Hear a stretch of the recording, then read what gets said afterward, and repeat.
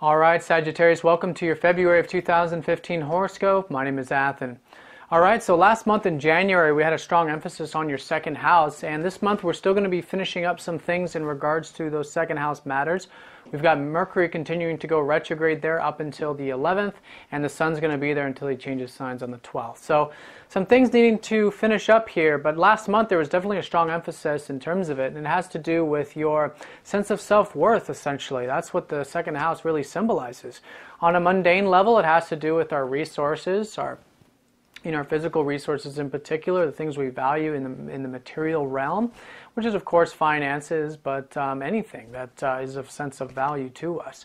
So anyways, you've been reflecting on that, continue to do so through this month up until the 11th with that Mercury retrograde. Now the emphasis this month isn't so much on that second house as much as it's about your third house, which is where Mars, Venus are. We're going to have the Sun going in there, and it's joining up to some very important planets, Neptune and Chiron in that third. So the third house is about your communications, learning, teaching, anything on the sort of mundane level, your immediate surroundings, short distance travel as well, anything in the city, in your community even.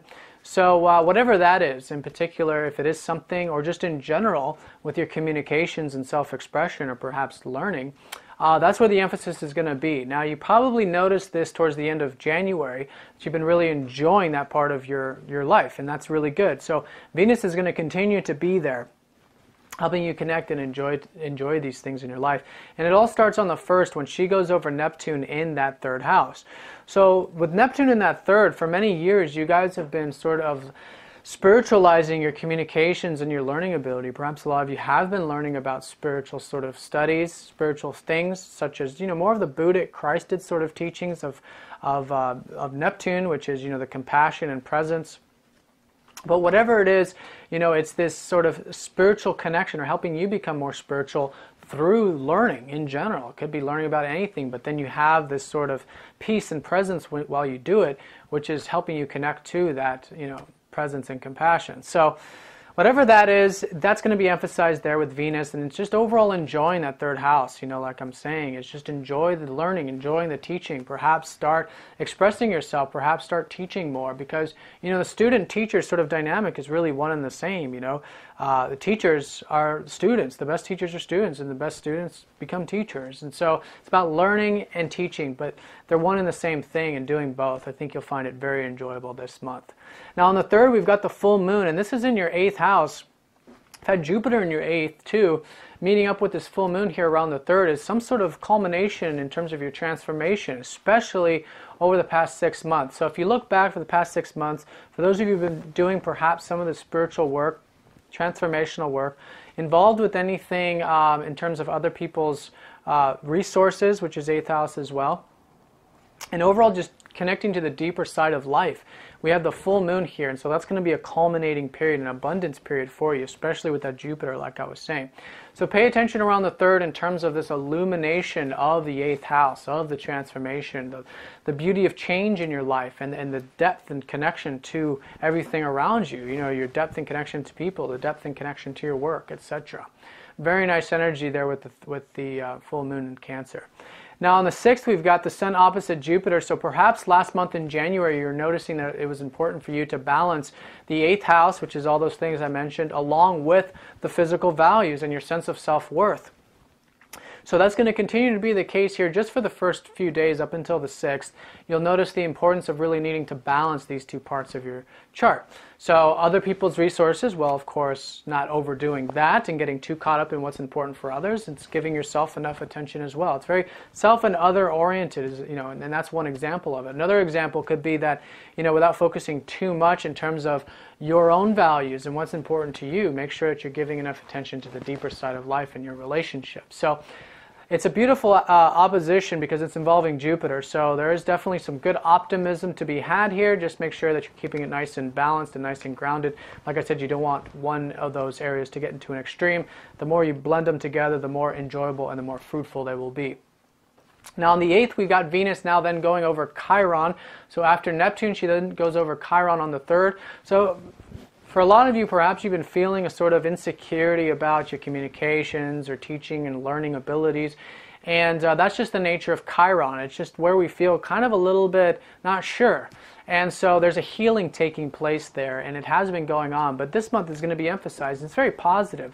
Venus going over Chiron is feeling very good, actually, about something good, about, you know, maybe something you learned about communications, just feeling better. I bet it has a lot to do with this overall sense of self-worth that you've been reflecting on and is now going direct this month. So it's feeling good about it. I think just overall expressing yourself, and like I said, bringing more teaching and learning into your life is overall going to heal you and help connect you to spirit too, like I said with Venus over Neptune. Now, let's see, on the 11th, we do have Mercury going station direct at that point, so strong synergy here in terms of that. But on the 11th in particular, take anything you learned about those second house matters, perhaps how to increase your abundance, how to increase your wealth, you know, step into that sense of self-worth more. And whatever you learn during that time, now Mercury goes station direct, you can start to implement that. It could be the new budget, the new finance, could also be, you know, this new you that is of course transforming, because you do have Pluto in your first house. So you Sagittarians are constantly going through this sort of renewal and change process right now at the moment. But your values, definitely doing a shift this month around the 11th. So whatever shifted with your value section, now is the time to start putting it into action. Now on the 12th, we've got Mars going into Pisces and the Sun going into Aquarius. So this is where we're really going to start to notice the shift from the second house, and then, okay, we're definitely in the third house by this point. With the Sun in the third house, that's about passion and expression, especially in the third.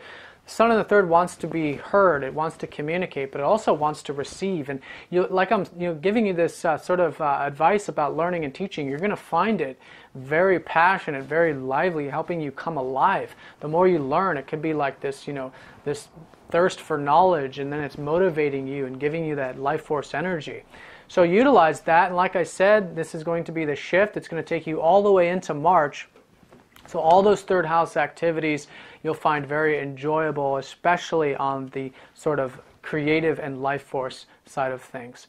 Now we have Mars going into your fourth house on the 12th. So while there's that shift from your second to your third, there's also going to now slowly be a shift into your home and family matters. And this is going to be more of a shift you're going to notice, you know, around this month, but more so in March. But it's sort of, Mars is leading the way here, and he's going first into that fourth, going over your IC. So a lot of you are going to be motivated by perhaps something to do with home, relocating, doing some renovations, some change, some goals there, perhaps with family, anything fourth house related. So fourth house is home, family, anything you're connected to emotionally, your security, your past lives, you know, your roots, all these types of things. It's the bottom of the chart. So putting energy into that part of your life, you're going to notice is very motivating for you, and that's going to take you all the way into March. Now Venus joins up with Mars on the 15th. She's going to go into that fourth house. So enjoy the home, enjoy the family, enjoy connecting to your roots. All of these things for the second part of the month, you're gonna find very sensual, very enjoying. It could be also connecting to family too. Venus rules relationships. When she's in the fourth, it's about, you know, having those connections with your family members and growing those relationships. So Venus there for the second half, and again, that's going to take you into March. Now on the 18th, we have a brand new full new moon energy taking place in that third house of communications, learning, and teaching. So whatever that is, maybe it is a new course, maybe it's a new workshop, maybe it's a brand new perspective in terms of how you're relating and communicating. That can be very nice energy. So feel into it around the 18th, and that's going to be something that you might cultivate for the next month, for the next 30 days, but perhaps also for the next 6 months, because that's how the whole solar cycle works. So whatever that is, water it, treat it like a sort of plant, you know, the seeds being sown on the 18th, kind of give it the space and attention it needs there. Then from the 18th onward, water it, cultivate it, whatever it is. If it's a, you know, a new class, then do that. If it's a new teaching, something you're sharing, something your expression, cultivate and kind of grow that area of your life. So pay attention around the 18th to see what that is in particular, but you know, putting energy into it from that point forward will definitely help grow that part of your chart. Now on the 21st and 22nd, Venus then meets up and goes exact with Mars in that fourth house. So this is where a strong, like I'm saying, this enjoyment with your home and family, and also this motivation with your home and family are really going to meet up here. When Mars and Venus join up, there's a lot of this strong physical passion, physical energy. And so it can be very strongly, motivated towards your home and family matters, and just having that raw sort of connection to it can really help you not only enjoy it, but like I said, get active with it and get involved with it. So very good synergy there, very powerful synergy, actually. Very, it's about yin and yang, merging those two elements together. Very powerful in that fourth house. Now the last aspect of the month, on the 25th, we've got the sun going over Neptune, and this is in that third house. So this is topping off the month here, is some sort of spiritualizing about all these third house matters. Like I was saying, Neptune's been in that third house, so you guys are learning spirituality or gaining that just sense of presence and peace and surrender with what you're learning or teaching, or both. And so now with the sun there, this is really illuminating that, being very aware and very keen on that. You can definitely learn a lot about that part of your life around the 25th, and I feel like that's just going to be the sort of icing on the cake at the end of the month, leading you into March. All right, so let's go and draw a card for you Sagittarians and see where Spirit would like a little more emphasis.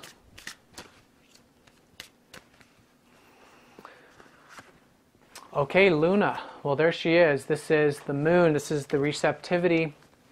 This is perhaps a message from Spirit to just connect to the emotional side of life. She's the ruler of that fourth house. And so with all this transition there and with that new moon, maybe it's a reminder to really connect to that that inner, spiritual connection, that goddess energy, the nurturance too. The fourth house and the moon both have to do with nurturing and taking care of things. And so I'm getting a sense of too, with this whole new moon energy in the fourth house, is nurturing, cultivating, tapping into that compassion in a way that it's like a mother, like a motherly sort of energy, both for yourself and others, and making sure that you have enough of that time for yourself too, to perhaps spend the time around home and to go within a little bit with that lunar energy. All right, Sagittarius, well, I want to thank you all for all of your support. If you'd like to spread the message of Sidereal Astrology, please like this video. You can also comment below. If you're new to the channel, please subscribe. You can share it on Facebook. If you are new to the channel, I do daily, weekly, monthly, and yearly horoscopes, which you can subscribe for those. And I hope you guys have a fantastic month. Thanks for watching, and I'll talk to you next time.